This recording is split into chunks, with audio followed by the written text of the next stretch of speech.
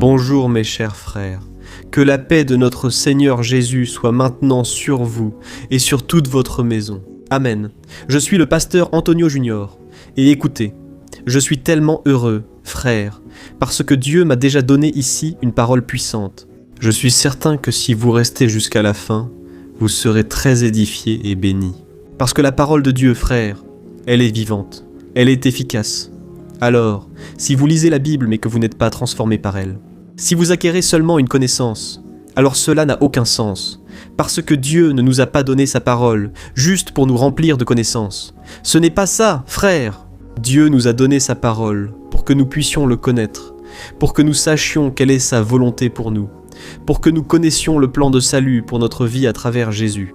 D'ailleurs, si vous lisez de la Genèse à l'Apocalypse, vous verrez le plan de salut de Dieu qui s'est accompli là à la croix du Calvaire et ensuite dans la résurrection du Christ. Alors, tout se résume à cela. Vous devez remettre votre cœur à Jésus, le recevoir comme votre sauveur, et c'est là que commence la grande aventure de votre vie. J'ai l'habitude de dire que c'est une aventure parce que ce n'est vraiment pas facile. Il faut apprendre à vivre par la foi, apprendre à attendre Dieu, renoncer à votre chair pour quelque chose que vous ne voyez pas. Vous y renoncez maintenant, les plaisirs passagers de ce monde, pour que vous puissiez profiter d'une gloire qui viendra encore sur votre vie. La Bible dit que ni les yeux n'ont vu, ni les oreilles n'ont entendu, ni jamais cela n'est monté au cœur de l'homme ce que Dieu a préparé pour ceux qui l'aiment. Alors, tu peux attendre de bonnes choses de Dieu, des choses grandioses et bien meilleures que tes propres plans. Amen frère, je veux vous apporter ici une parole aujourd'hui, tellement importante, tellement nécessaire. Tu sais, quand tu te sens perdu au milieu du chemin, je sais que souvent, tu entres une adresse dans ton système de positionnement global quand tu prends la route. Mais voilà, au milieu du trajet, parfois, il arrive quelque chose. Et le pire, c'est quand tu perds le signal du système de positionnement global. Frère, ça m'est déjà arrivé une fois. Je marchais sur une route près de Ribeirão Preto, à São Paulo, et je me souviens qu'il faisait nuit, il était presque minuit. J'étais avec un ami, et soudain, le signal du système de positionnement global a lâché. Le problème, c'est qu'à ma gauche et à ma droite, il n'y avait que des champs de canne à sucre. Frère, c'était des plantations à perte de vue. Et je ne savais pas quoi faire parce qu'il n'y avait personne vers qui me tourner. Il faisait complètement noir. Imaginez une obscurité totale, frère. Je pensais seulement qu'il était inutile de désespérer ou de perdre ma paix. Tout ce que je dois faire, c'est arrêter cette voiture, essayer de me reconnecter à Internet et ensuite savoir exactement où je dois aller. Et alors, frère, grâce à Dieu, j'ai continué un peu plus loin, j'ai arrêté la voiture, j'ai essayé de lever mon téléphone comme ça pour voir si le signal s'améliorait. Grâce à Dieu, c'est revenu. Et là, la carte a recalculé le nouvel itinéraire que je devais suivre, n'est-ce pas ? Je me demande souvent combien de fois, dans notre vie spirituelle, on perd le signal de Dieu. En fait, on dirait que les problèmes arrivent. Tu n'arrives plus à te retrouver. Retiens bien ce mot. Tu n'arrives plus à trouver le chemin. Tu tentes alors de te débrouiller seul, comme avec le système de positionnement global. Si tu avances sans son aide, tu risques de te tromper de direction. Et il y a beaucoup de personnes, frères, qui se sont déjà éloignées de Dieu parce qu'elles ont perdu le signal à un moment donné. Et maintenant, cette personne fonce dans le mur. Dans la vie, elle fait de mauvais choix. Et la meilleure chose que tu puisses faire à partir d'aujourd'hui, c'est d'arrêter tout ce que tu fais. Revenir à la parole de Dieu, revenir à la prière, revenir au commencement de tout. Et là, tu verras Dieu te guider d'une manière magnifique, d'une manière légère. Tu verras que Dieu est bon, que Dieu, tout ce qu'il fait est pour ton bien. Amen, frère. Je parlais avec le jeune homme hier et il m'a dit ceci. Je ne te connaissais pas, mais il m'a dit « Pasteur, je connais tout sur toi. Tu ne me connais pas, mais je sais tout sur ta famille. Je connais ta femme, je sais... que tu as des enfants, n'est-ce pas ? Nous avons continué à discuter, c'était très agréable. Et il a dit ceci. Pasteur, si je peux te dire, si je peux te montrer à quel point Dieu a changé ma vie, à travers la prière du matin, la prière du soir. Et alors il m'a dit ceci. Au moment le plus difficile de ma vie, que grâce à Dieu, j'ai trouvé tes vidéos, frère. C'est pourquoi je veux vous poser une question ici. J'ai cette curiosité. À quel moment avez-vous commencé à suivre les prières ? Depuis combien de temps les suivez-vous ? Cela m'a énormément fortifié, frère, parce que j'ai pu comprendre que Dieu, il met toujours sur notre chemin une personne, un signe, quelque chose pour que nous revenions en sa présence.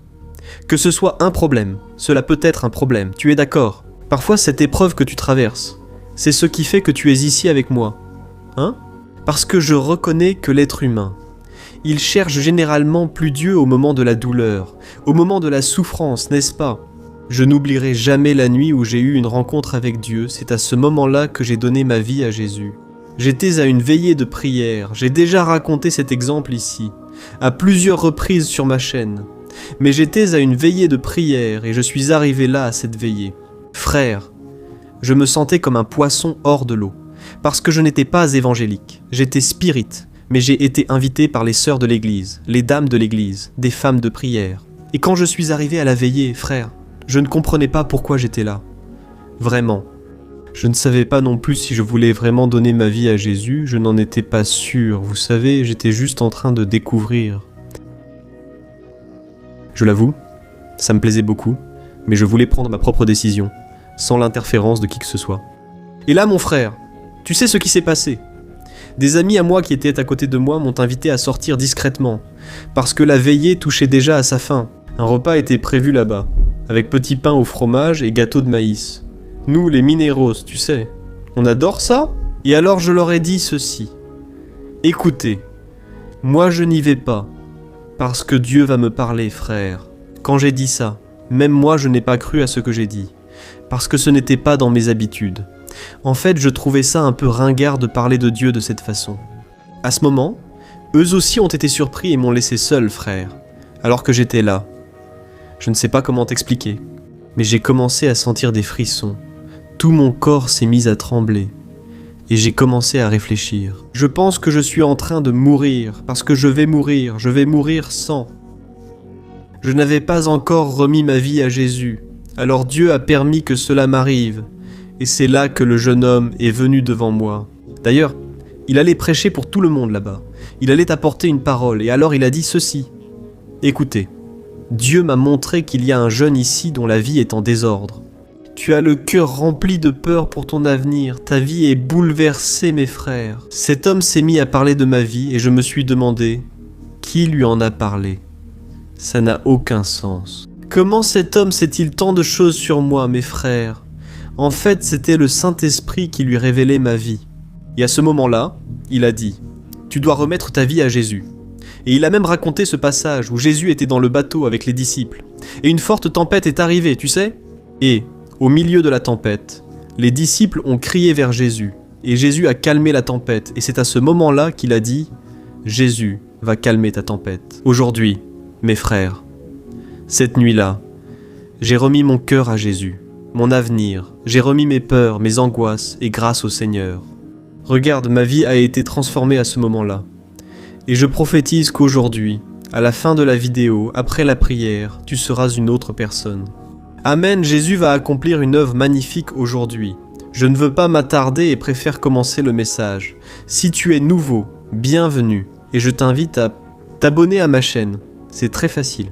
Regarde sous la vidéo sur le bouton s'abonner. Et active aussi la cloche de notification pour recevoir sur ton téléphone les prochaines vidéos que je vais publier.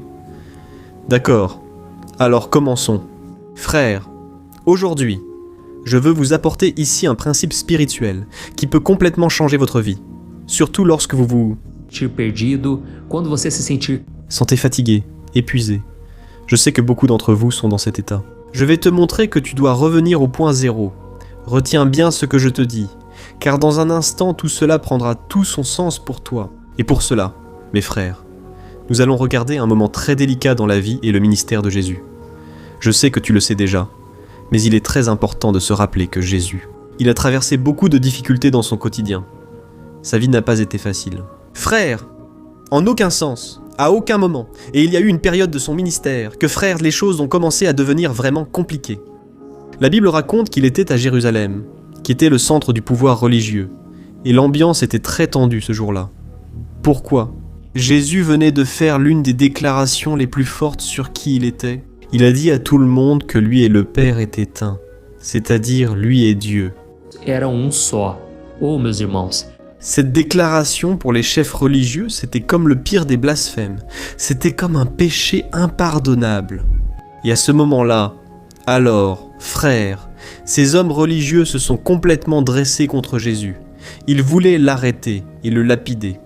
Et là, dans le livre de Jean, chapitre 10, les versets 39 et 40 nous racontent exactement ce qui s'est passé. Faites très attention car il y a un détail très curieux ici. Regardez ce qui est écrit. Alors, une fois de plus, ils ont essayé de l'arrêter, mais il leur a échappé des mains. Ensuite, Jésus traversa le Jourdain et se rendit à l'endroit où Jean baptisait au début, et il y resta. Alléluia mes frères. En lisant ceci, le Saint-Esprit m'a rappelé quelque chose de formidable. Je suis sûr que cela va changer votre vie dès maintenant. Regardez, comme c'est intéressant. Jésus était sous la menace de mort, n'est-ce pas? Et la logique de tout être, c'est quoi? C'est vouloir s'enfuir, aller très loin, dans une cachette secrète où personne ne le trouverait, non? D'accord. Ou peut-être, Jésus pourrait utiliser son pouvoir. Tu es d'accord, Jésus, le maître de l'univers. Il pouvait faire une simple prière, et ces hommes seraient tombés morts, ou alors Jésus aurait pu riposter. Il pouvait continuer à discuter avec ces hommes, ou même essayer de prouver à tout le monde, par des signes, par des miracles, qu'il était le Fils de Dieu. Mais il n'a fait ni l'un ni l'autre, il est simplement allé dans un endroit incroyable. Ici, dans ce verset, il est dit qu'il est allé à l'endroit où Jean baptisait au début, et il y est resté. Alléluia, frères. Essayez d'imaginer une chose, l'endroit où Jean-Baptiste baptisait au début de tout. Ce n'était pas un endroit quelconque. Frères, là c'était un point de départ dans le ministère et dans la vie de Jésus. Vous vous souvenez de cela? C'est dans les eaux du Jourdain que Jésus a été baptisé, où le ciel s'est ouvert et l'Esprit Saint est descendu sur lui comme une colombe. Le plus important, c'est là qu'il a entendu la voix de son Père dire « Celui-ci est mon Fils bien-aimé, en qui j'ai mis toute mon affection. » Alléluia. Peux-tu imaginer cette scène à Jérusalem? Les voix que Jésus entendait étaient des voix d'accusation, de haine, de rejet, des voix qui disaient « Tu n'es pas celui que tu prétends être. En fait, tu mérites de mourir. » Mais mes frères, que fait Jésus? Il s'éloigne de ces voix et revient à l'endroit où se trouve la voix la plus importante. Avait déjà dit qui il était. Alors, mes frères, ce n'était pas une fuite de Jésus, n'est-ce pas? C'était une retrouvaille, c'était une attitude qu'il a eue, de se reconnecter avec son identité et avec sa mission. Alors, Jésus, il n'est pas allé au Jourdain pour se cacher de l'ennemi, il est allé au Jourdain pour se rappeler la voix du Père. Regarde, je suis sûr que beaucoup ici sont déjà touchés, parce que cela correspond exactement à ce que tu ressens en ce moment. Combien d'entre vous sont sous pression au travail, incompris à la maison, n'est-ce pas? Ou alors, luttant contre un péché qui insiste à vouloir vous faire tomber. Ou même, tu veux servir Dieu à l'église ou ailleurs. Et même ainsi, tu es la cible de commérages, de critiques. Frère, malheureusement, cela existe même à l'intérieur. C'est très triste. Et dans ces moments-là, notre âme devient très fatiguée. Les voix autour de nous commencent à crier plus fort que la voix de Dieu. Tu te demandes alors, ai-je bien entendu? Dieu m'a-t-il vraiment appelé pour cette œuvre? Cela vaut-il la peine de continuer? Alors, frères, gardez bien ce que je vous dis. La première tentation qui va arriver dans votre vie, c'est cette envie d'abandonner, de jeter l'éponge. Et la deuxième tentation, c'est de vouloir lutter avec tes propres forces. Répondre aux critiques des gens, essayer de prouver ta valeur aux autres. Mais frères, Jésus nous enseigne un chemin totalement différent. Le chemin de revenir au commencement de tout. Amen, souviens-toi. Où Dieu t'a-t-il trouvé la première fois? Tu te souviens que j'ai raconté ici, au début de la vidéo, mon témoignage? Je me suis converti lors d'une veillée de prière, lors d'une réunion entre frères, un lundi soir ordinaire. Je me souviens exactement, c'était lors de la janvier de l'année, de 2002 frères. Je n'oublie pas, parce que c'est là que moi, qui étais perdu, j'ai été retrouvé. Amen. Demandez-vous, où Dieu vous a-t-il trouvé et parlé pour la première fois, affirmant que vous lui apparteniez? Peut-être était-ce dans votre chambre, peut-être à l'aube, en larmes. Combien de personnes rencontrent Jésus? Vous lui remettez votre vie lorsque vous êtes au fond du gouffre, n'est-ce pas? Ou peut-être avez-vous eu une rencontre avec Dieu lorsque vous le louiez de tout votre cœur? Alors sachez que c'est votre Jourdain. C'est l'endroit où vous allez recharger vos forces. Alléluia. Peut-être que vous vous dites, mais pasteur, j'ai déjà essayé de faire cela et rien n'a changé. On dirait que Dieu ne me parle plus comme avant. Écoutez, frères, laissez-moi vous dire. Parfois, on attend la voix de Dieu dans un tonnerre ou une expérience extraordinaire, n'est-ce pas? Mais ce que Dieu veut, c'est parler à notre cœur, parfois d'une manière silencieuse, d'une façon aussi douce que la brise légère qui passe sur notre tête. Frères, il ne s'agit pas de retrouver des frissons, vous voyez? Cette présence merveilleuse, ce n'est pas à propos de cela, frères, mais c'est à vous de vous affermir dans ce que Dieu a déjà dit. Alors, votre foi ne peut pas être basée sur des sentiments, mais sur une conviction. Amen. La Bible dit dans Hébreux chapitre 11 que la foi est une conviction. C'est la certitude des choses que vous ne voyez pas encore. Alors ne regardez plus aux circonstances, tournez votre cœur vers le Seigneur, faites confiance à sa parole. Je suis sûr qu'il va honorer votre foi, gloire à Dieu, et avant que nous prions. Je veux citer un autre exemple biblique pour montrer que l'histoire de Jésus n'était pas unique. Observez bien, frères, de nombreux siècles avant Jésus, l'un des plus grands prophètes d'Israël a traversé une situation très similaire. Il s'appelait Élie. Il venait de vivre le point culminant de son ministère. Et la Bible raconte que lui, seul, il a défié et vaincu 450 prophètes d'un faux Dieu, appelé Baal, là sur le mont Carmel. Frères, ce fut une victoire spectaculaire, avec le feu tombant du ciel. Dieu a fait un si grand miracle là-bas, frères, qu'on pourrait penser qu'Élie était inébranlable, mais, frères, l'histoire montre exactement le contraire. La Bible raconte qu'après cela, Isabelle, souvenez-vous d'elle, une femme perverse qui adorait le dieu Baal. Ayant appris ce qu'Élie avait fait, elle lui a envoyé un message. « Demain, à la même heure, je ferai de toi ce que tu as fait à mes frères prophètes à ce moment-là. » Ce prophète de Dieu qui était audacieux. Et il a eu tellement peur de cette femme qu'il s'est enfui dans le désert. Et la Bible dit qu'il s'est assis sous un arbre, fatigué, déprimé, et il a demandé la mort. Il se sentait comme un échec, seul et abandonné. Et savez-vous ce que Dieu a fait, frères? Dieu ne s'est pas fâché ni ne l'a réprimandé. Il a envoyé un ange avec du pain et de l'eau, et il a fortifié Élie pour un voyage de 40 jours et 40 nuits. Et savez-vous où Dieu l'emmenait? La Bible raconte dans le premier livre des rois, chapitre 19, qu'il arriva au mont Horeb, la montagne de Dieu. Frères, c'est l'autre nom du mont Sinaï, retenez cela, Dieu a conduit Élie au mont Sinaï. C'est le même endroit où, des siècles auparavant, Moïse a vu le buisson ardent qui ne se consumait pas. C'est là que Moïse a reçu les 10 commandements. C'était donc l'endroit le plus sacré de l'histoire d'Israël. Le point zéro, pour ainsi dire, le début de l'alliance de Dieu avec son peuple. Pourquoi vous dis-je cela, frères? Comme Jésus est retourné au Jourdain, Élie est revenu au mont Horeb. Dieu l'a conduit dans un endroit où il pouvait se rappeler ce qui lui donnait de l'espérance. Alléluia. Alors, nous allons déjà prier en ce moment. Mais je veux que tu saches une chose quand tu seras à bout, épuisé par les combats de la vie.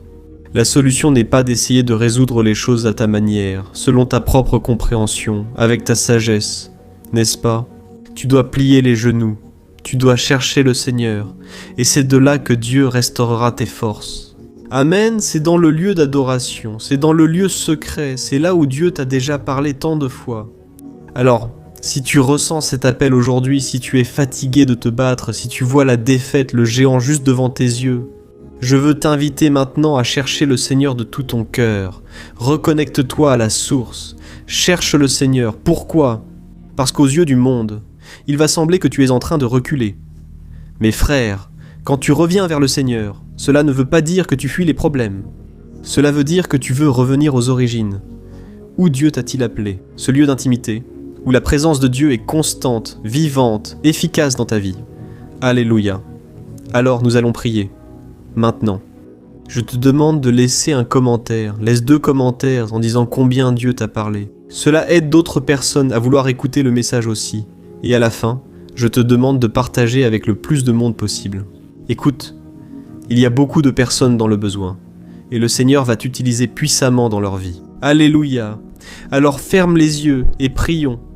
Gloire à Dieu, Seigneur, mon Dieu et mon Père, nous voulons te louer pour ta parole, ô mon Dieu. Ta parole est vivante, elle est efficace, elle est puissante pour transformer notre vie. Et nous savons que tu es un Dieu présent, un Dieu qui n'est pas lointain, un Dieu qui connaît nos luttes, notre fatigue. Mais Seigneur, bien souvent nous reconnaissons que nous n'avons même pas la force de te chercher de tout notre cœur. Aujourd'hui, mon Père est tellement fatigué, épuisé. Combien de personnes, maintenant mon Père, veulent abandonner la vie? Ils n'ont plus de sens, de but, de raison pour affronter la vie. Ô mon Dieu, aie compassion de ton peuple, Seigneur. Combien de personnes prient avec moi depuis si longtemps, mais elles ne supportent plus les batailles, Seigneur, mon Dieu. Aujourd'hui, nous avons encore un peu appris, et surtout que nous devons revenir aux origines, revenir à l'essence de l'Évangile, revenir à chercher uniquement ta présence, sans poursuivre les choses de cette terre ou de ce monde. Père, nous te demandons pardon pour les nombreuses fois où nous avons essayé de lutter avec nos propres forces. Pardonne, Seigneur, notre entêtement à vouloir continuer à avancer, même perdu. Ô mon Père, nous sommes têtus. Notre cœur est orgueilleux. Aie compassion de nous, Seigneur. Nous sommes ici. Nous nous humilions devant ta présence. Et nous reconnaissons que sans Jésus, c'est n'importe quoi. Rends-nous capables, Jésus. Fortifie notre cœur, notre foi, Jésus. Bien souvent, nous nous tournons vers le péché. Au lieu de revenir dans ta présence, nous nous salissons encore plus dans le péché. C'est pourquoi, Seigneur Jésus, pardonne-nous, lave-nous avec ton sang, purifie-nous de tout péché et aide-nous à avoir un cœur humble, un cœur disposé à obéir. Père, beaucoup de personnes sont maintenant malades dans leur âme, elles, non Seigneur, les difficultés. Combien sont maintenant alitées, n'arrivent pas à se libérer de cette dépression, de cette tristesse, de cette angoisse. La pression que le monde exerce sur nous est si forte. Dieu, beaucoup n'arrivent tout simplement plus à se relever. Mais par la puissance du nom de Jésus, je réprimande maintenant toute fatigue, toute paresse, toute oppression spirituelle dans la vie de tes enfants. Seigneur, je te demande ici et maintenant, ô Dieu, d'apporter un renouveau spirituel. Que cette personne qui n'arrive même pas à se nourrir correctement, même boire de l'eau devient difficile. Au nom de Jésus, sois guéri maintenant, toi qui avais des faiblesses, des difficultés même à respirer. Je libère une parole de guérison sur toi. Au nom de Jésus, reçois ton miracle. Maintenant, ô mon Dieu, il y a tant de personnes ici malades dans leur corps, parce que cela a fini par se refléter dans leur corps physique.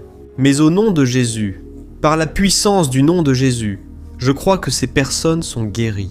Maintenant, j'ordonne que tout mal, toute maladie soit retirée, expulsée, au nom de Jésus. Ô Seigneur Jésus, merci, parce que là, à la croix du Calvaire, tu as porté sur toi nos maladies et nos péchés.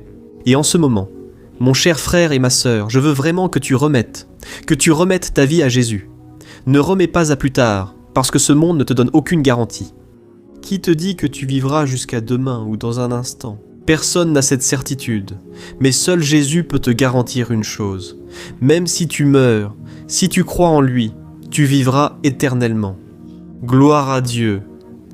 Alors, garde les yeux fermés et répète cette prière avec moi. Je suis sûr qu'il t'écoute en ce moment même. Dis ainsi: Seigneur Jésus, je reconnais que je suis pécheur, je reconnais que j'ai essayé de vivre ma vie à ma façon et je me suis perdu de plus en plus. Seigneur Jésus, je crois que tu es le seul qui peut me sauver maintenant, le seul qui peut changer ma vie. Et je te remets mon cœur et mon avenir. Pardonne mes péchés, Seigneur Jésus, lave-moi avec ton sang. Que tu sois là, je veux que tu sois ici. Je veux que tu sois là.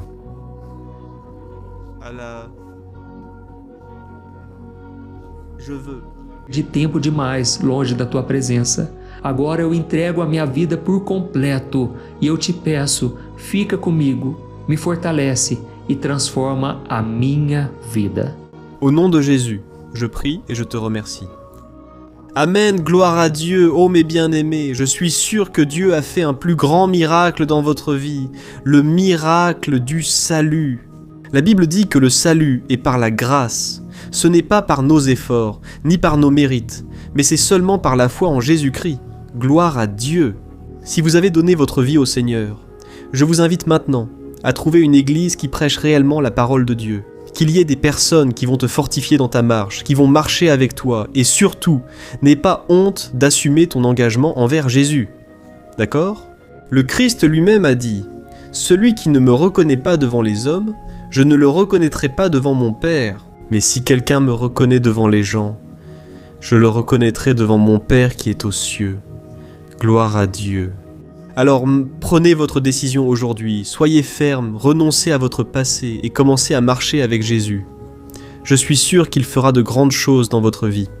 Alors, maintenant je te demande aussi de partager et je t'attends dans la prochaine vidéo. Que Dieu te bénisse puissamment. Une grande accolade.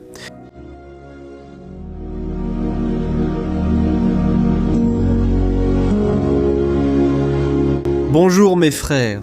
La grâce et la paix de notre Seigneur Jésus-Christ.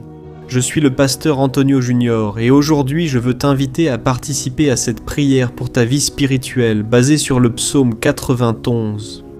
Nous allons prier Dieu en demandant protection et force pour surmonter les attaques de l'ennemi qui ont ébranlé notre foi et plusieurs domaines de notre vie, y compris la santé physique et mentale. Et, avant que nous commencions à prier, j'aimerais beaucoup que tu laisses ici ta demande de prière.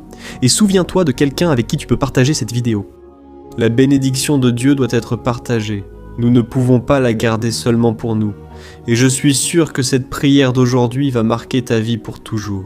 Toi qui traverses des épreuves, tu comprendras la profondeur de ce psaume. Et peut-être que tu te demandes, « Mais pasteur, pourquoi le psaume 91 qu'a-t-il de si important ?» Et je vais te montrer aujourd'hui pourquoi. C'est l'un des psaumes les plus connus de toute la Bible, et il y a une raison à cela. Même ceux qui ne sont pas chrétiens ont déjà entendu parler de ce psaume, ou l'ont déjà lu à un moment de leur vie.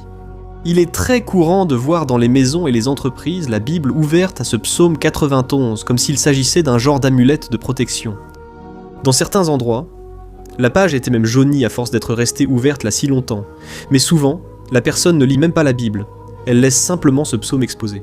Mais la vérité, c'est que le psaume 91 est bien plus profond que ce que nous imaginons. Et nous ne pouvons comprendre le véritable sens que lorsque nous le regardons avec un regard spirituel. Si nous faisons cela, nous comprendrons qu'il s'agit de l'une des prières les plus puissantes de toute la Bible. Amen. Alors, j'ai l'intention de lire avec vous tout le psaume, mais nous allons le faire par parties.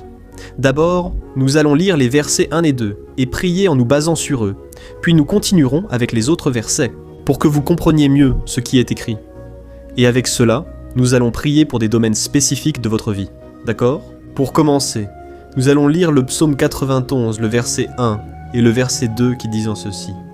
« Celui qui habite dans l'abri du Très-Haut et se repose à l'ombre du Tout-Puissant peut dire au Seigneur : Tu es mon refuge et ma forteresse, mon Dieu en qui j'ai confiance. » Nous ne savons pas exactement si l'auteur de ce psaume traversait des persécutions ou des épreuves, ou s'il a reçu une prophétie de Dieu à transmettre à nous tous.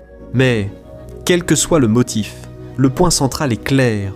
Nous devons chercher notre sécurité en Dieu. Il est notre refuge et notre forteresse contre tout type de mal.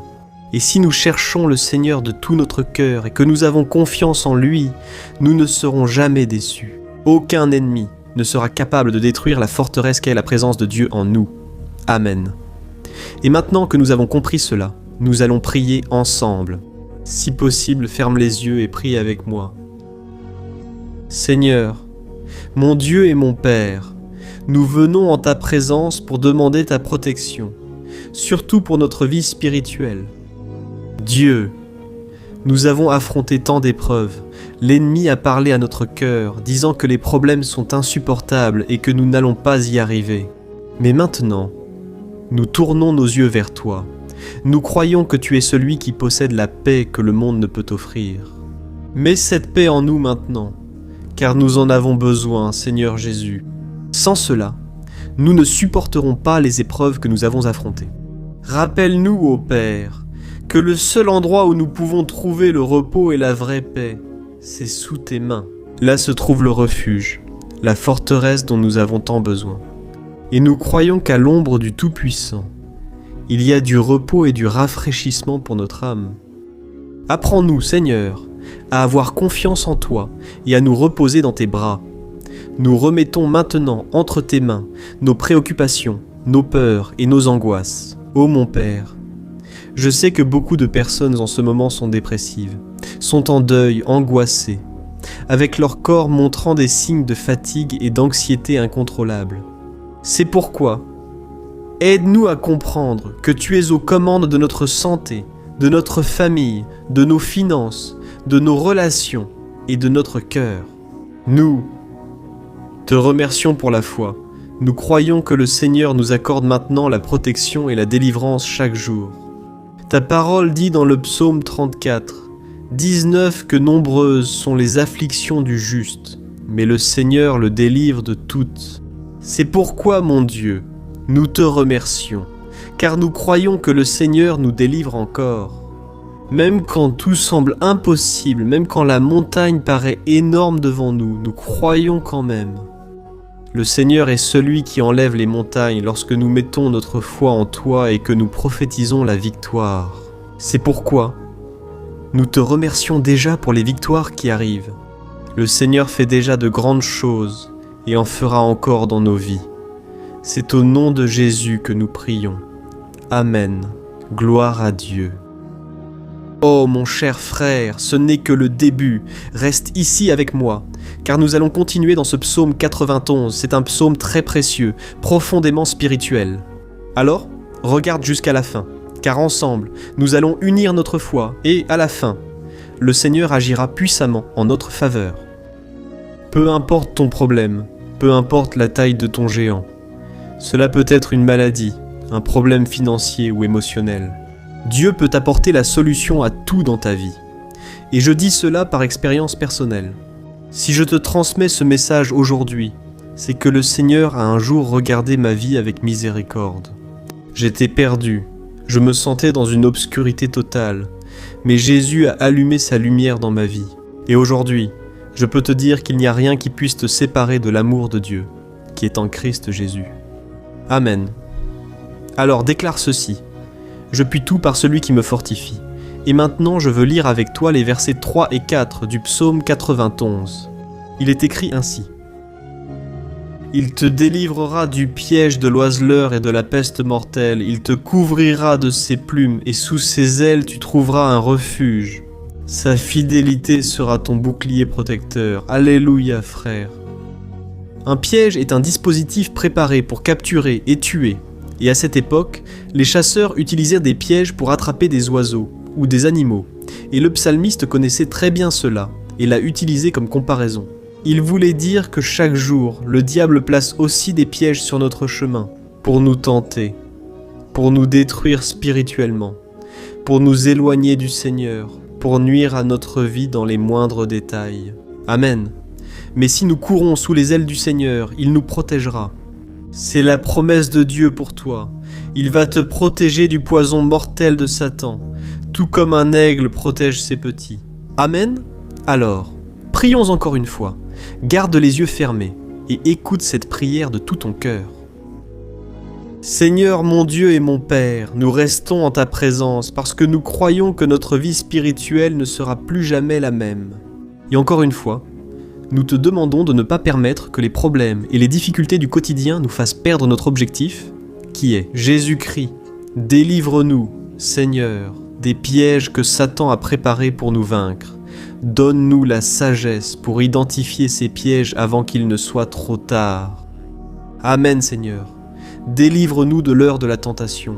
Ne permets pas que nous fassions des choix qui apportent un plaisir momentané, mais détruisent notre vie spirituelle. Ensuite, aide-nous, ô Père, à toujours courir sous tes ailes. Que ta fidélité nous garde de la fureur du dévoreur tous les jours de notre vie. Au nom de Jésus, nous prions. Amen, alléluia. Et maintenant, nous allons continuer avec le psaume 91, cette fois, les versets 5 et 6 qui disent ceci. « Tu ne craindras pas la terreur de la nuit, ni la flèche qui vole de jour, ni la peste qui rôde dans les ténèbres, ni la plaie qui frappe en plein midi. » Frères, il est possible que ce psaume ait été écrit par le roi David. Beaucoup le croient parce qu'il a été un guerrier qui a affronté des ennemis de jour comme de nuit. David savait ce que signifiait être constamment attaqué. Mais malgré cela, il ne se rendait pas, car il savait que le Seigneur était son bouclier. Nous devons aussi avoir cette certitude de la protection divine.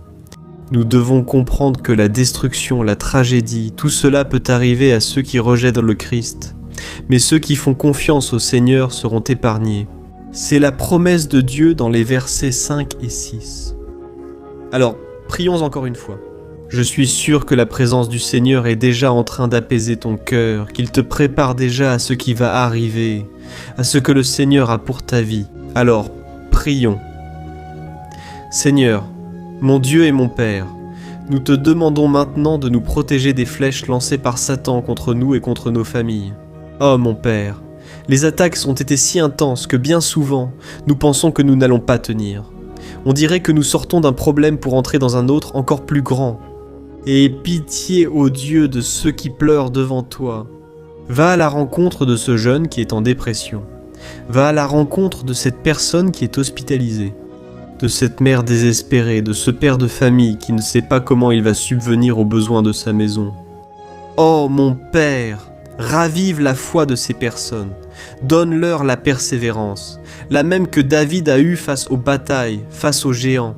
Ne permets pas, mon Dieu, que la peur ferme nos yeux. Nous voulons rester fermes en regardant seulement vers toi, ô mon Dieu. Les difficultés ont été si grandes. Le vide, la tristesse, l'amertume nous font souvent croire que la vie n'a plus de sens.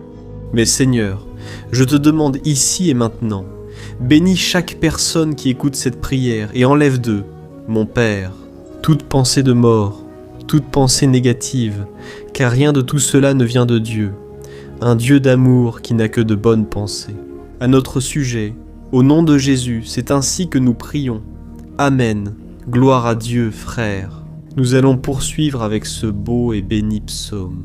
Et je crois qu'après avoir lu le psaume 7 et 8, tu auras encore plus la certitude que Dieu est avec toi. Tu peux en être sûr. Les versets 7 et 8 disent ceci. Oui, 1000 pourront tomber à ton côté, 10 000 à ta droite, mais rien ne t'atteindra. Tu regarderas seulement et tu verras le châtiment des méchants. Frères, ce verset est très souvent cité, mais les gens oublient parfois un détail très important. Cette promesse est uniquement pour ceux qui sont dans la présence de Dieu. Celui qui s'éloigne de lui perd la protection du Seigneur. La Bible dit que l'ange du Seigneur campe autour de ceux qui craignent Dieu, et il les délivrera. Alors frères, nous ne pouvons pas perdre la crainte du Seigneur, nous ne pouvons pas sortir de sous la protection de Dieu, car beaucoup sont déjà éloignés. Et alors, quand nous les regardons, nous remarquons une chose, il semble que leur vie va de mal en pis. Il semble que la maison soit sans protection et que l'ennemi entre et sorte, causant une grande destruction, un grand désordre. Combien de familles, de frères sont désorganisés? Combien de personnes sont touchées parce qu'elles ont perdu la protection spirituelle? Si tu t'identifies à ces personnes, si tu fais partie d'une famille qui a subi beaucoup d'attaques et qui a été touchée, je veux que tu pries en toute conscience. Crois qu'en ce moment, beaucoup peuvent tomber à tes côtés. Beaucoup peuvent tomber à ta droite, mais rien ne t'atteindra. Amen. Alors prie avec foi, avec la certitude que les anges du Seigneur viennent vers toi. Prie ainsi, Dieu éternel. Nous avons vu des milliers être vaincus chaque jour parce qu'ils rejettent ta parole et s'éloignent de ta présence. Mais nous, Seigneur, nous voulons rester fermes. Ne permets pas qu'aucun de tes enfants ne se perde en chemin. Garde-nous, Seigneur, afin que nous ne soyons pas atteints comme les impies. Répands-toi.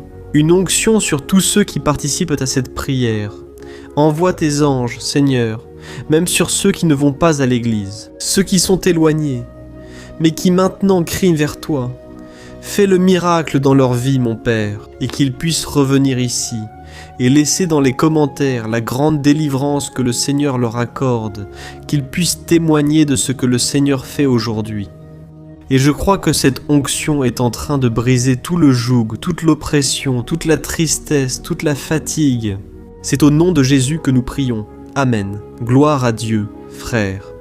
Nous allons continuer maintenant avec le psaume, et il est très important que vous ne quittiez pas cette vidéo.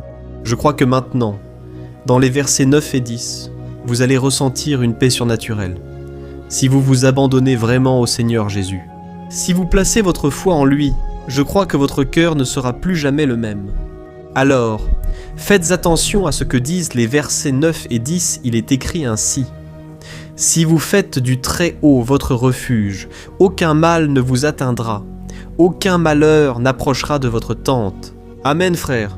Il est important que je vous dise une chose. Cela ne veut pas dire que nous n'aurons pas de problème. Plus nous nous rapprochons de Dieu, plus l'ennemi tentera de nous attaquer. Mais comme je l'ai déjà dit, si nous faisons confiance au Seigneur et que nous faisons de lui notre refuge, aucun malheur n'atteindra votre vie. Et vous n'aurez pas à craindre les mauvaises nouvelles. Croyez simplement que le Seigneur vous protège, et beaucoup autour de vous vous regarderont, et remarqueront la différence entre celui qui sert Dieu et celui qui ne le sert pas. Alors, nous allons prier, et je veux vraiment que vous ouvriez votre cœur et que vous fassiez aussi votre prière, même si c'est dans votre esprit. La Bible dit très clairement qu'avant que notre parole ne sorte de notre bouche, Dieu la connaît déjà complètement. Et, tout comme Anne, dans l'Ancien Testament, elle a prié sans parole, ses lèvres bougeaient seulement, mais elle n'arrivait pas à s'exprimer. Une telle était l'angoisse de cette femme qui ne pouvait pas avoir d'enfant. Mais elle a prié, et cette nuit-là, Dieu lui a accordé la grâce, et elle est devenue une mère joyeuse d'enfants. Le Seigneur a-t-il ouvert son sein?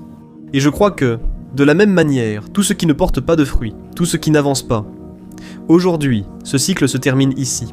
Au nom de Jésus, amen à cela et priez ainsi avec moi, prions. Père bien-aimé, nous te remercions pour notre vie, même au milieu des difficultés, au milieu des batailles que nous affrontons.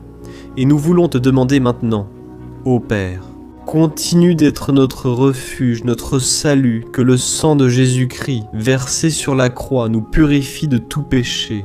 L'ennemi connaît nos faiblesses. Seigneur, mais lorsque nous avons confiance en toi, aucun mal ne nous atteint, car ta parole nous dit dans Romains 8, verset 32, que si Dieu est pour nous, qui sera contre nous? Et si le Seigneur agit, qui pourra l'en empêcher? Personne. Alléluia. Oh mon Père, merci beaucoup Seigneur pour ce moment si spécial. Nous nous approprions de ce que le Seigneur est déjà en train de nous donner. La paix que ce monde ne connaît pas. La paix qui dépasse toute intelligence. Garde-nous dans cette paix. Et jusqu'à la fin de cette vidéo, mon Dieu, nous nous approprions que le Seigneur est déjà en train de libérer la bénédiction à notre égard. Alléluia frère. Maintenant, nous allons lire du verset 11 au verset 13 qui dit en ce sens. Car il donnera des ordres à ses anges à ton sujet pour qu'ils te protègent dans toutes tes voies. De leurs mains, ils te soutiendront. Afin que tu ne heurtes pas ton pied contre une pierre, tu marcheras sur le lion et la vipère, tu piétineras le lion puissant et le serpent. Amen. Oh mes bien-aimés, la sollicitude de Dieu est si grande qu'il envoie des anges pour nous garder.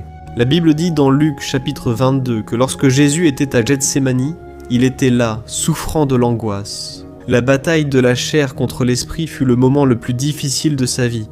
Et même si les disciples n'étaient pas avec lui à ce moment-là, après tout, il dormait. Mais la Bible dit que l'ange du Seigneur est venu vers le Christ et l'a fortifié. Amen, amen, amen. Calme-toi, toi qui souffres en ce moment, toi qui as une grande douleur dans le cœur, toi qui penses que tu ne peux plus supporter. Crois qu'en ce moment, le Seigneur envoie des anges, il donnera des ordres à ses anges, à toi. Nous allons prier de tout notre cœur sur tous tes chemins, et ils te tiendront par la main. Alléluia.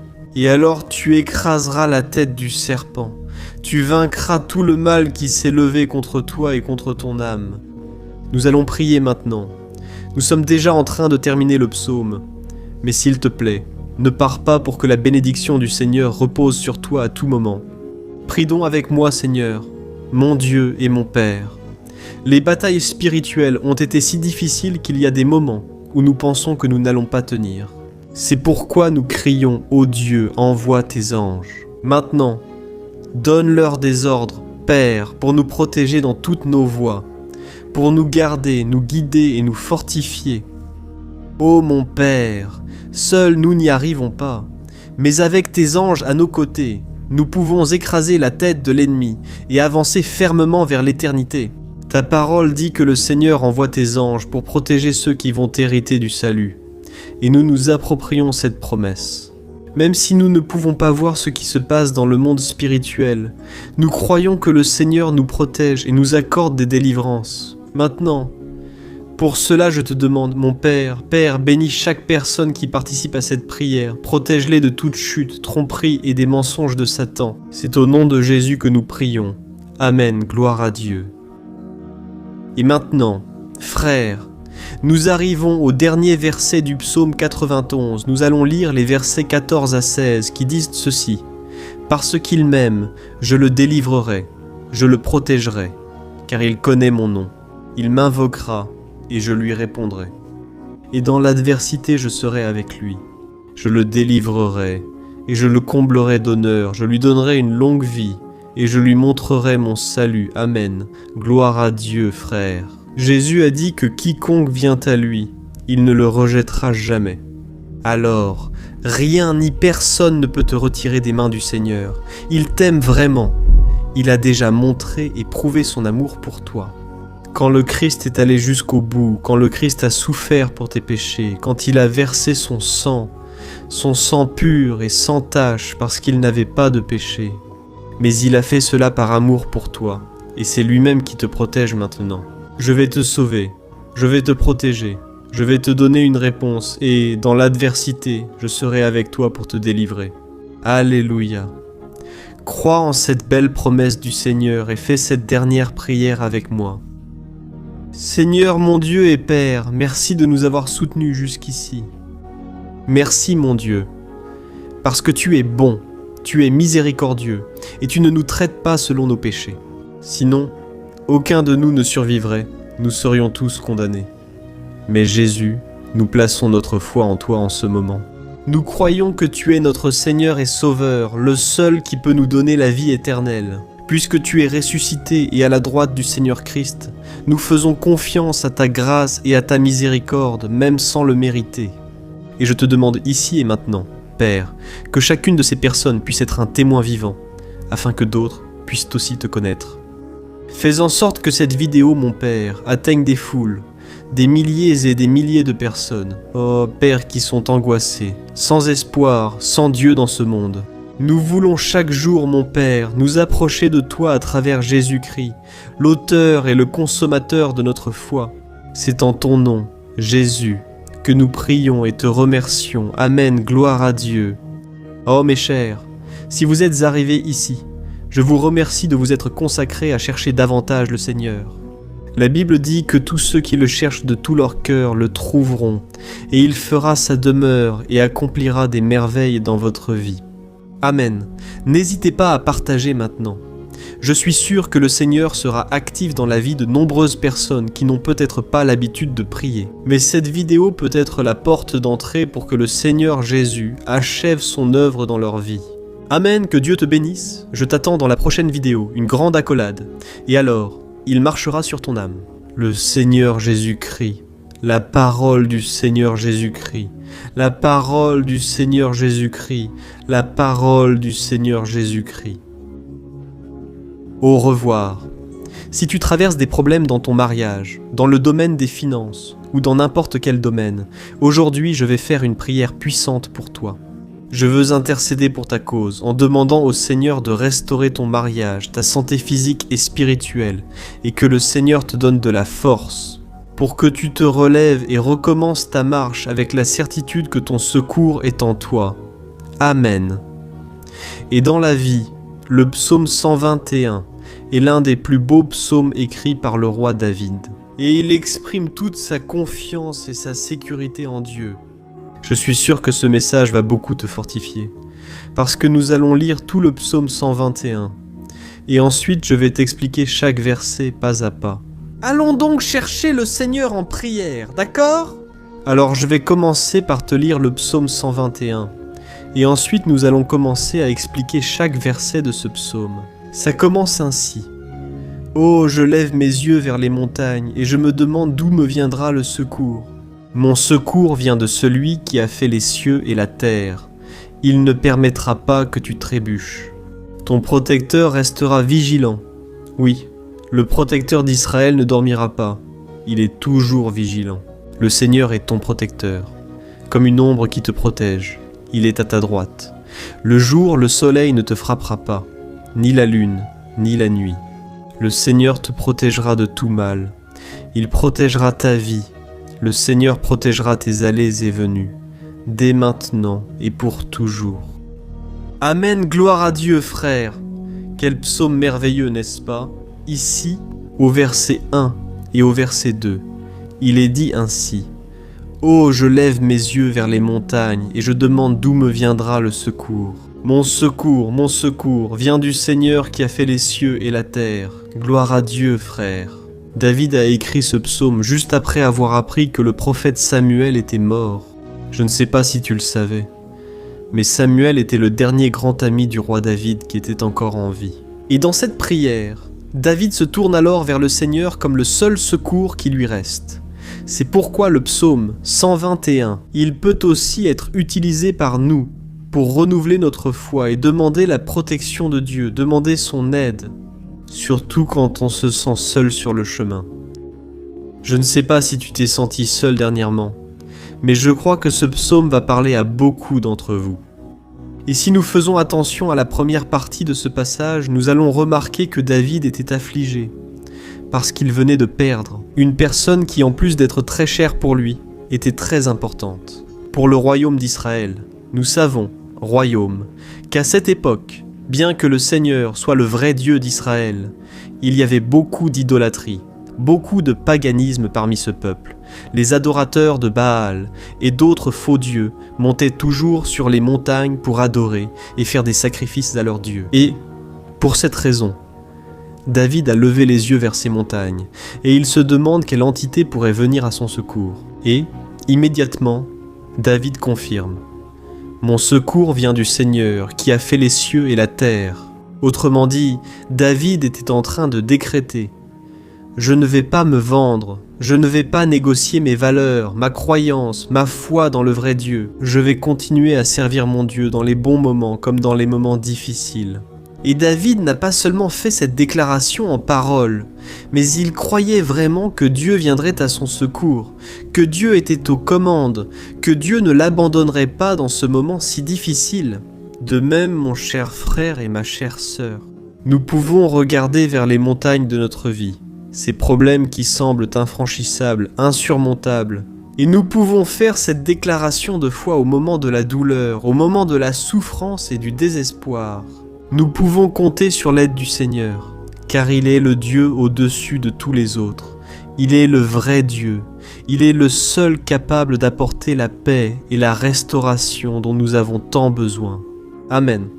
Et une autre chose importante que nous apprenons avec David dans ce psaume, c'est que Dieu est fidèle et qu'il ne nous abandonne jamais, comme nous l'avons vu. David était très attristé par la mort du prophète Samuel, son grand ami et leader spirituel du royaume d'Israël. Alors, il était très affligé d'être seul, mais en même temps, il avait confiance que Dieu s'occuperait de tout. Amen. Je souhaite maintenant m'adresser à celui qui se sent seul. Puis nous poursuivrons avec ce beau passage du psaume 121. Mais avant cela, je veux prier pour toi, toi qui ne vas pas bien, toi qui te sens si vide ces derniers temps, peut-être que tu vis seul, je ne sais pas. Mais au fond de moi, beaucoup de personnes dans le besoin se sentent seules, et j'ai aussi vécu cela il y a des années. Il y a eu une période où j'ai vécu pendant 3 ans à Belo Horizonte, et j'ai traversé plusieurs moments. Des moments où je n'avais personne autour de moi. Je n'avais pas d'amis, je n'avais pas mon pasteur, et c'était une période où j'ai fait un séminaire de théologie. Mais c'était aussi une période merveilleuse, où j'ai expérimenté la bonté de Dieu, la fidélité. Et aujourd'hui, quand je regarde en arrière, je me rends compte à quel point Dieu était présent. Il ne semblait pas l'être quand je vivais ce moment d'angoisse, de solitude, de manque. Je n'avais pas de petit ami, je n'avais aucune perspective, mon avenir était incertain, mais j'ai totalement fait confiance à Dieu. Aujourd'hui, j'ai mon ministère, j'ai mon mariage. Je vois que Dieu s'est occupé de tout et que tout doit vraiment arriver au temps du Seigneur. Ça ne peut pas être à ma façon, ni à mon moment, alors je veux prier pour toi. Maintenant, ferme les yeux et parlons au Père. Seigneur, mon Dieu et mon Père, je veux te remercier pour ce moment où nous avons décidé de méditer sur ta parole et de prier à partir du psaume 121. Ô mon Père, Je te demande que tu répandes tes bénédictions sur nous, que ta présence, Père, soit au-dessus de tout doute, de toute peur. Père, je prie pour cette personne maintenant, cette personne qui se sent seule, fatiguée, Père, de lutter, souvent avec la peur de l'avenir. Seigneur, nous levons les yeux vers les montagnes et nous disons, tu es le seul et véritable Dieu. Seigneur, c'est toi qui viens à notre secours. Notre secours vient d'en haut, car les gens ne peuvent rien faire pour nous. Les gens promettent des choses et ne tiennent pas leurs promesses. Seigneur, mais nous sommes ici, les yeux tournés vers toi. Nous te demandons, mon Père, déverse ton amour, ta présence qui nous console, qui nous fortifie, car je puis tout par celui qui me fortifie. Si le Seigneur est pour nous, personne ne sera contre nous. Ô mon Père, aide-nous à avoir confiance en toi, en tes promesses. Et je suis sûr, Père, que si le Seigneur nous fortifie, nous sortirons de cette épreuve bien meilleure, bien plus capable. Au nom de Jésus, mon Père, enlève toute solitude, tout vide, toute tristesse dans l'âme. Seigneur, et que nos yeux puissent se tourner vers toi à chaque instant. Au nom de Jésus, je prie et je te remercie. Amen. Gloire à Dieu, frères. Continuons donc. Maintenant, nous allons lire le verset 3 et le verset 4. Regardez ce que David a dit. « Il ne permettra pas que tu trébuches, ton protecteur restera vigilant. » Oui, le protecteur d'Israël ne dormira pas, il est toujours vigilant. Alléluia, frères. Ici, nous voyons que le psalmiste David, il n'avait aucun doute que même après avoir perdu son conseiller, le Seigneur ne permettrait pas qu'il trébuche dans la conduite de sa vie et du royaume d'Israël. Et de la même manière, Você e eu podemos ter a certeza que tout son fils, e de que Deus sempre vai nos ajudar. il l'a obligé à penser que Dawai, que tout serait perdu à cause de... Jesus disse: Nesse mundo você, La sélection de... contudo, tenha bom ânimo. Eu venci o mundo. Amém, irmão? Il lui a dit que les enfants devraient traverser des moments de lutte terribles, des afflictions. Mais ayez bon courage, frères, quand on a bon courage, c'est-à-dire quand on est optimiste, quand on cherche à voir le bon côté des choses. Cela nous fortifie face aux afflictions. Et le psalmiste ici nous assure que le Seigneur est notre protecteur et qu'il restera vigilant 24 heures sur 24 pour veiller sur nos pas. Alors mon frère, mets ta confiance dans la promesse que le Seigneur Jésus ne t'abandonnera pas. Il ne sera distrait par rien. La Bible raconte qu'une fois, les disciples étaient dans le bateau avec Jésus, et soudain, une tempête très forte est arrivée. Et les disciples, ils ont trouvé Jésus en train de dormir à la proue du bateau. Frères, à ce moment-là, ils se sont désespérés, et ils sont alors allés en courant appeler Jésus, parce qu'ils ont dit « Maître, cela ne vous importe-t-il pas ?» Nous sommes ici sur le point de mourir, et Jésus à ce moment-là s'est levé, et il a calmé cette tempête. Et, à la fin, il a dit « Homme de peu de foi, pourquoi Jésus a-t-il dit cela, frère ?» Parce que Jésus voulait que ces hommes utilisent l'autorité que Dieu leur avait déjà donnée. Et nous, bien souvent, nous traversons des épreuves, nous souffrons, et nous pensons que le Seigneur ne fait rien. En réalité, il veille sur nous. Il a confiance que nous serons forts, courageux, que nous tiendrons le coup, que nous affronterons cette tempête. La tête haute et avec foi dans le Seigneur, et lorsque nous cherchons le Seigneur, lui aussi, il vient à notre secours. Alors mon frère, toi qui traverses des épreuves, tu dois croire que le Seigneur est avec toi. Amen, gloire à Dieu. Alors maintenant nous allons faire une autre prière avant de continuer à lire ce psaume. Et je suis sûr que le Seigneur ravive notre foi. Beaucoup d'entre vous commencent déjà à remarquer un changement, car c'est ce que fait la parole de Dieu. Elle nous sort de cet état de pessimisme, de désespoir, et elle nous conduit à la vraie foi, la foi en Jésus. Alléluia. Alors, prions encore une fois. Seigneur Jésus, je veux te remercier parce que tu es celui qui nous fortifie, qui remplit notre cœur de foi. Et je te remercie, Seigneur, parce que c'est toi qui changes notre cœur.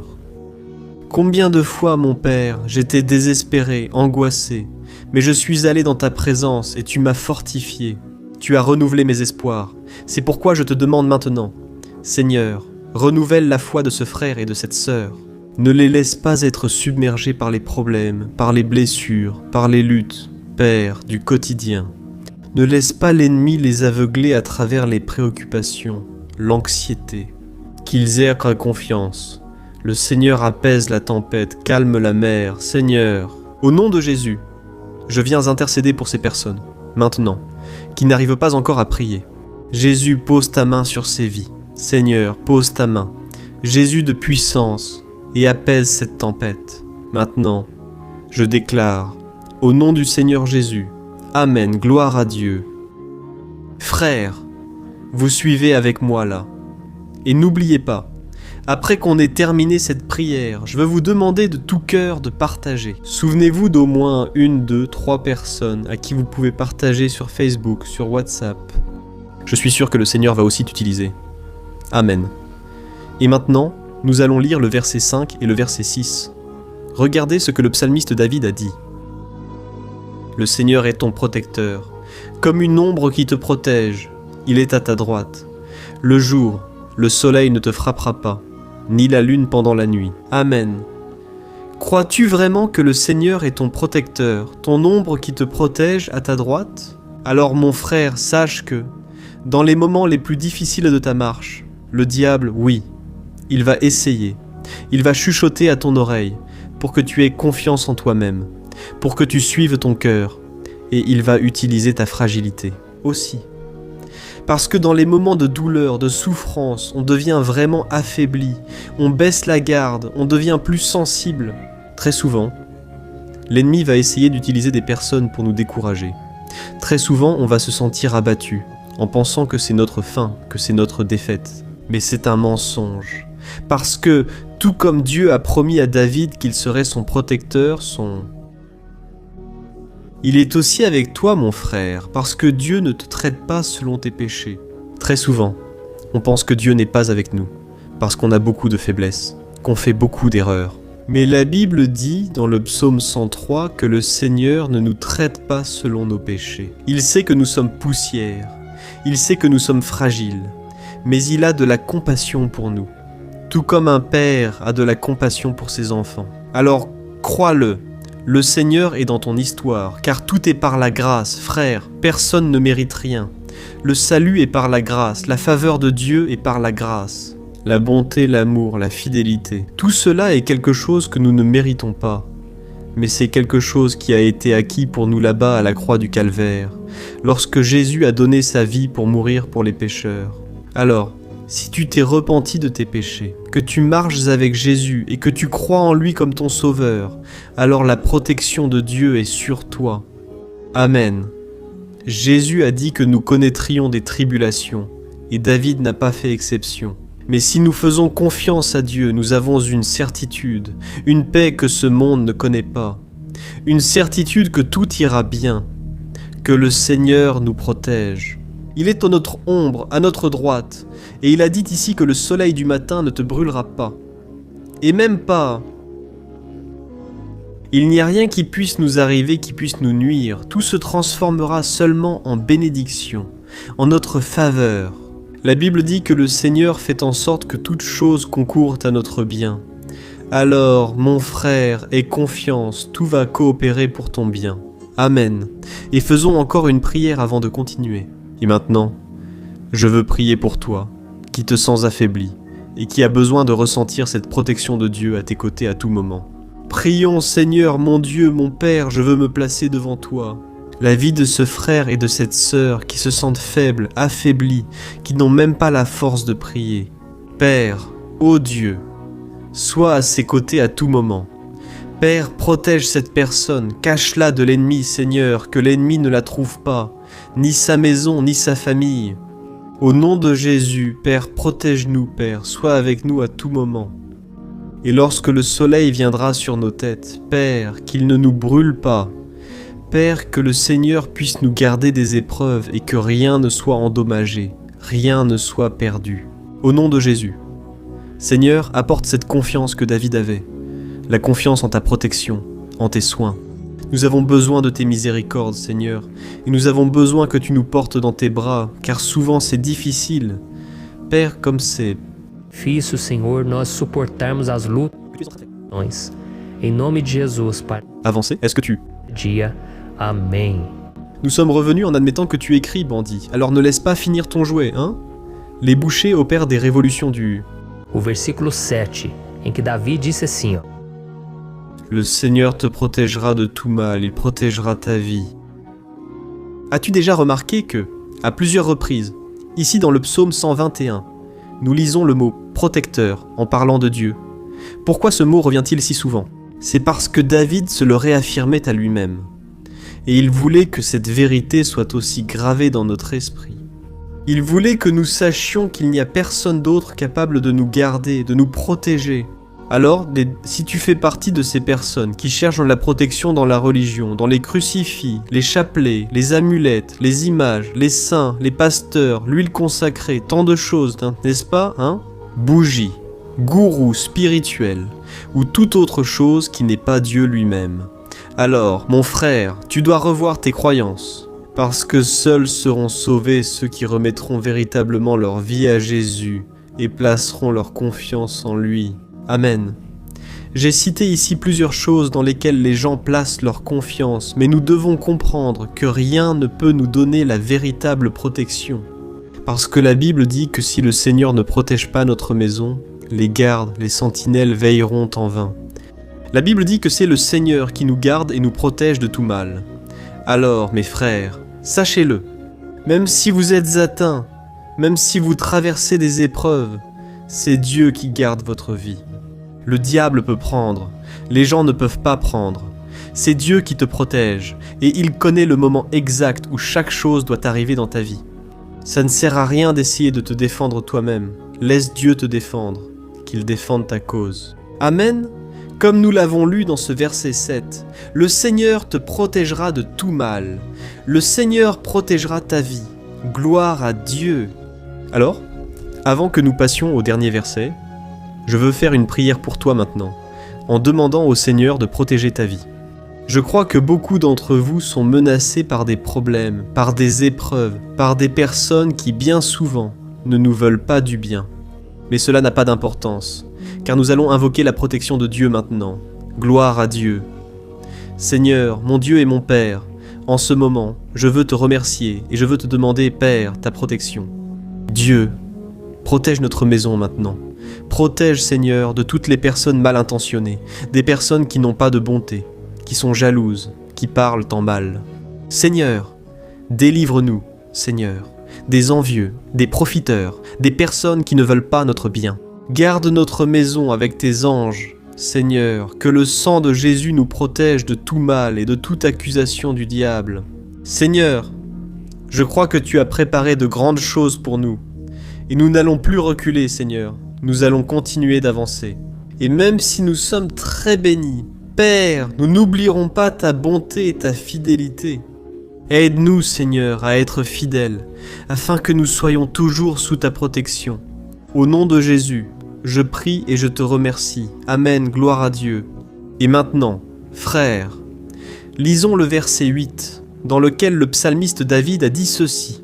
« Oh, le Seigneur protégera ta sortie et ton arrivée, dès maintenant et pour toujours. Amen. » Alors ici, nous avons la preuve définitive que Dieu va nous garder en tout temps, dans toutes les circonstances. Ici aussi, il est affirmé que le Seigneur a tout le pouvoir et qu'il sait ce qui est le mieux pour chacun de nous.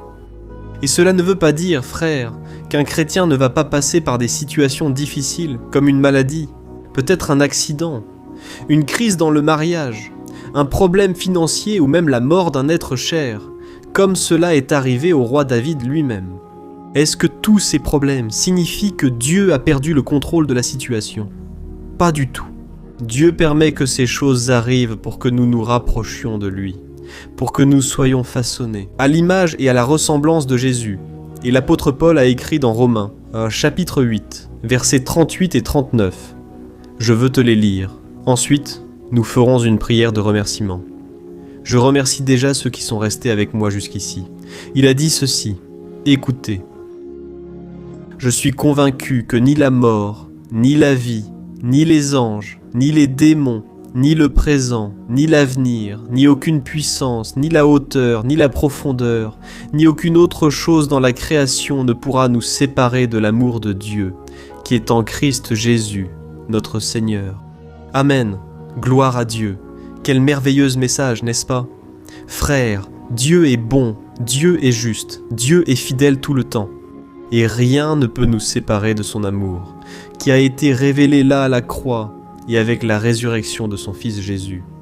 Alors, soyez comme David, frères, ayez la certitude qu'il existe un Père qui marche à nos côtés tout le temps et qui, surtout, nous protège de toutes les menaces de cette vie. Amen. Alors maintenant, fermez vos yeux et faisons une prière pour conclure, mais que ce soit une prière de tout cœur. J'ai la certitude que notre cri de louange, « Gloire à Dieu, Seigneur, mon Dieu et mon Père », nous nous plaçons en ta présence pour te remercier pour une nouvelle opportunité d'entendre ta parole, de chercher le Seigneur dans la prière. Ô mon Père, combien parmi nous se sentent seuls, sans personne de confiance ni aide à qui se tourner. C'est pourquoi, Seigneur, nous levons nos yeux vers la montagne et nous crions pour ta miséricorde, pour ta faveur, ta grâce. Seigneur, reste à nos côtés. Père, nous sommes faillibles, nous sommes pécheurs, mais nous crions vers toi, Père, pour que tu prennes soin de nos pas et que tu nous conduises sur les chemins éternels.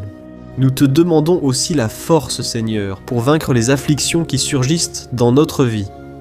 Que tu nous donnes du courage pour affronter et supporter les défis, et que le Seigneur ne nous laisse pas croire au mensonge selon lequel nous sommes. Sozinhos, de que nada vai dar certo. Tout cela est un mensonge du diable et nous le réprimandons. Maintenant, au nom de Jésus, enseigne-nous, Seigneur, à avoir confiance en ta puissance, en ta miséricorde, afin que dans les mauvais jours, mon Père, nous puissions lever les yeux vers le ciel et trouver notre secours. Et que nous puissions regarder autour de nous et voir que tu es notre ombre, à notre droite. Au nom de Jésus, Père, que tu nous donnes la capacité et que quelles que soient les circonstances, nous soyons toujours en train d'adorer le Seigneur et que nous puissions toujours déclarer combien nous t'aimons. Au nom de Jésus, c'est ce que je prie et je te remercie. Amen. Gloire à Dieu. Frère, Dieu est merveilleux. J'espère que cela vous a plu. Et je vous demande de partager et de vous abonner à ma chaîne, pour que chaque jour nous puissions grandir ensemble dans la foi. Amen.